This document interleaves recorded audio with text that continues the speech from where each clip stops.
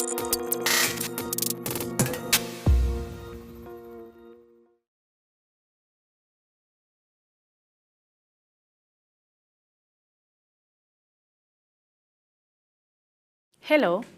I'm Beatriz Sedano, a research associate from UNED, and this is Elena Bárcena, a full professor of English language and linguistics at the same institution.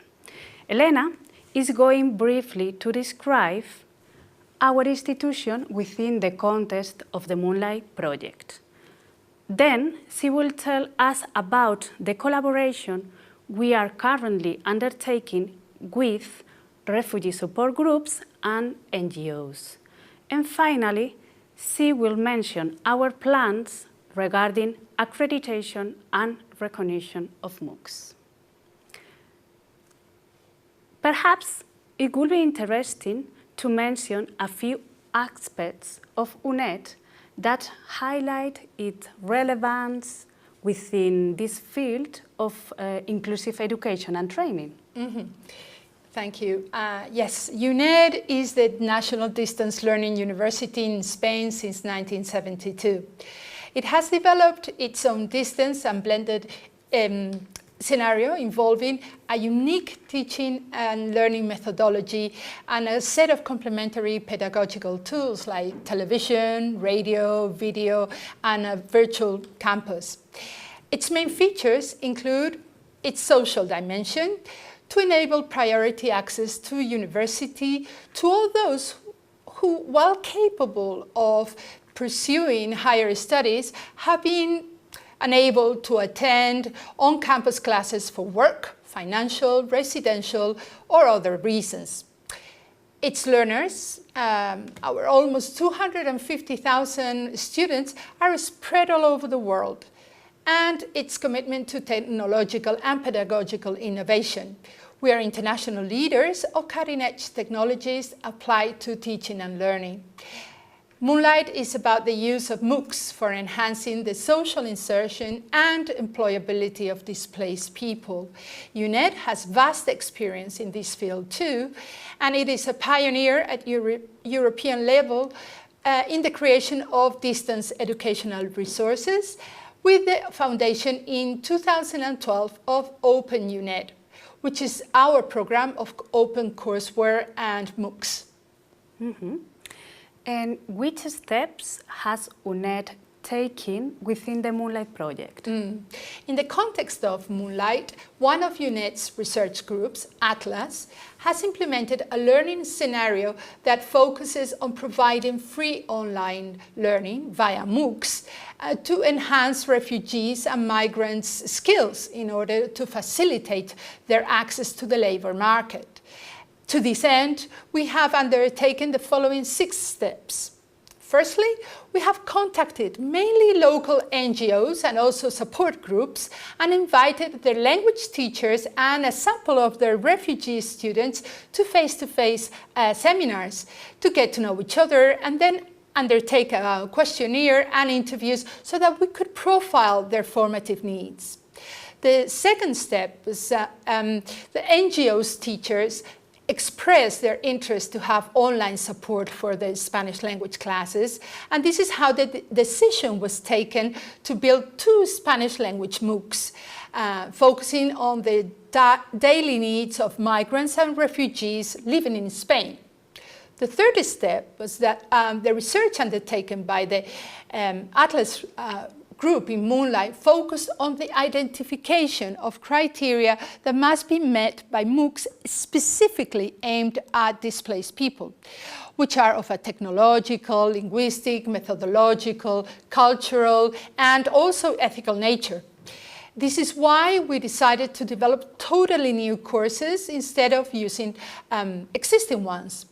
The fourth step is that we decided to build 2 Spanish language MOOCs for immediate needs, whose contents were totally decided by a group of student refugee volunteers with the support of their teachers.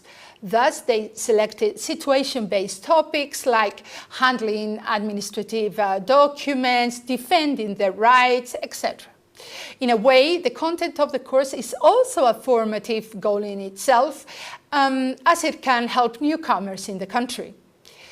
Fifth step was that teachers and researchers have jointly decided upon the structure of the modules of the MOOCs, bearing in mind the tools available in UNED's platform. And finally, after that, the teachers have developed the course materials under our coordination and supervision.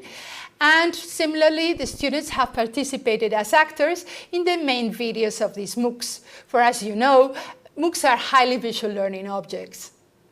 These courses can be openly accessed in Open UNED's platform like any other MOOC. Participants have mechanisms to support them in their online learning experience, like there is tutoring, self-evaluation, peer-to-peer activities, social interaction via forums, external social networks, etc. And what about the accreditation and recognition of these MOOCs? Very good question. Let's be practical. Recognition does matter, and it is crucial for refugee and migrant students to have the support of the relevant institutions and organisms.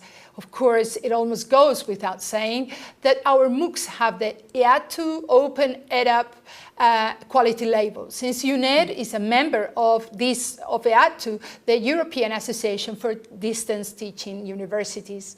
Furthermore, the adaptation of existing MOOCs for refugees could lead to an extension of this label or an independent acknowledgement that this or that course is truly inclusive and therefore has more chances of becoming an effective learning tool for displaced people. This could be best established with a rubric, perhaps, so that potential users would know the inclusive and non-inclusive aspects of every course and make the corresponding decisions. The minimal level of recognition should be, of course, internal, not just in terms of badges, but also of university certificates, credits, and they can be officially recognized to access courses or obtain grants. Then the recognition of these courses should expand to other universities and at national and European level, if possible. Mm-hmm. And what conclusions can we draw at this point, if any, of course?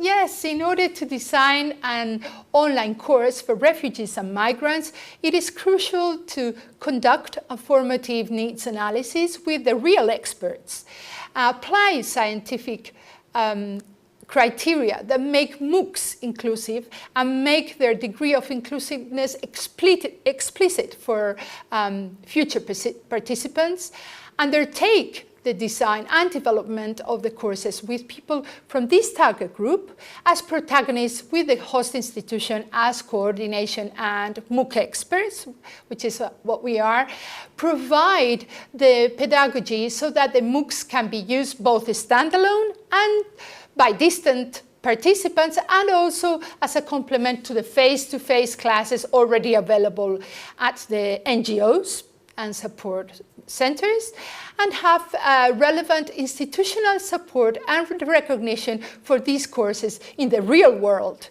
including international accreditation, given the mobility which characterizes modern society, but in particular these human groups.